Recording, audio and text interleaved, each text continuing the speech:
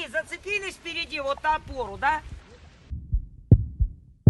Я не вижу, чтобы ноги командовали. Я вижу только руки. Привет! Как у вас дела? Все отлично, все хорошо. У нас тоже все супер. Что делали сегодня? Ходили, гуляли, все супер. Супер, мы тоже сегодня гуляли на тренировку, сейчас ведем младшего брата. Все классно. Танечку, привет. Привет, привет. Как у тебя дела? Ничего, потихонечку, нормально все. У нас тоже все супер. Слушай, что вы сегодня делали? Сегодня с малым играли в волейбол на футбольном поле. Супер, наши тоже сейчас поехали на тренировку. Угу, классно. 15 февраля мы поехали на сбор Харьков, и все шло очень хорошо.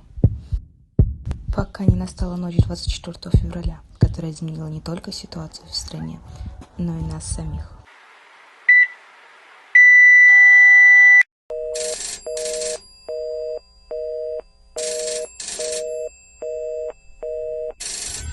24 февраля в 5 утра по киевскому времени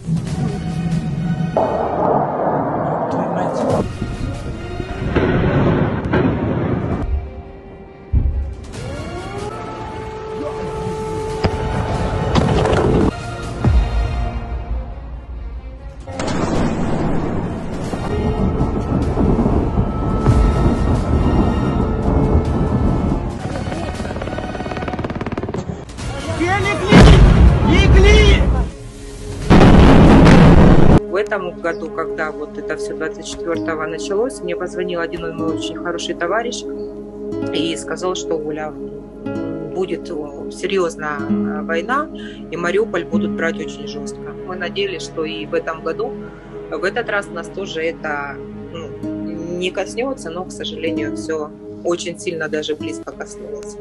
У нас был дом, у нас был свой быт, у нас были свои уставы. А сейчас мы живем в чужом городе. Это не мой родной дом. И, к сожалению, мне возвращаться уже некуда. Нам всем возвращаться некуда. И родители очень сильно пострадали.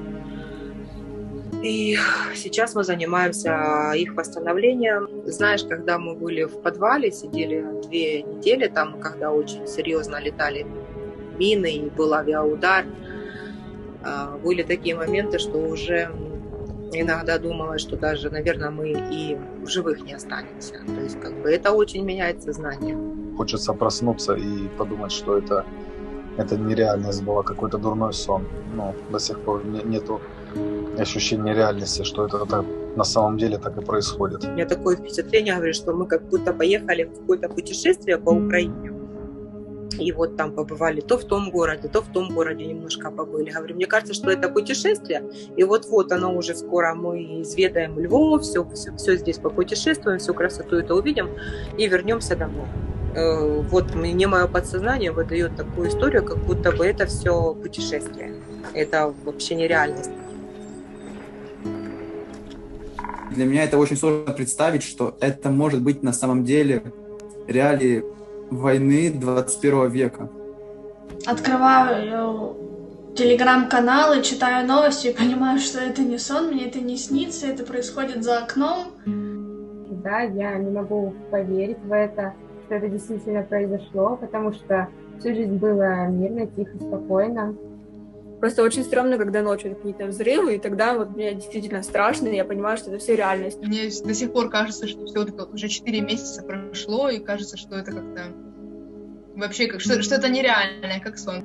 Сначала то, что моя поездка, так сказать, в другую часть страны будет путешествием, но потом, когда ситуация стала ухудшаться, и как путешествие я это больше не воспринимаю, и, скорее всего, просто какой-то кошмар или страшный сон, поэтому я очень надеюсь вернуться домой побыстрее. Это, естественно, страшно. Очень хочется, чтобы это был сон, но вряд ли сон может длиться уже 3 месяца. Ну, потом постепенно, конечно, началось осознание реальності. Рани на серці затиснуті болем, змита сльозами в душі береги. Радості, мабуть, не буде ніколи, поки війна сіє смерть навкруги. Всюди журба в закривавленій масті, жах і тривога, не видно лиця. Мирне життя десь розтануло в казці, хочеться казку вернути з кінця.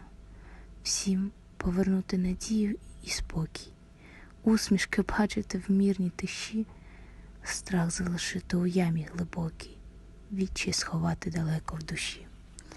Віра збирає уламки надії, кинути хочеться все в небуття, рани на серці згортаються в мрії, мріємо тільки про мирне життя.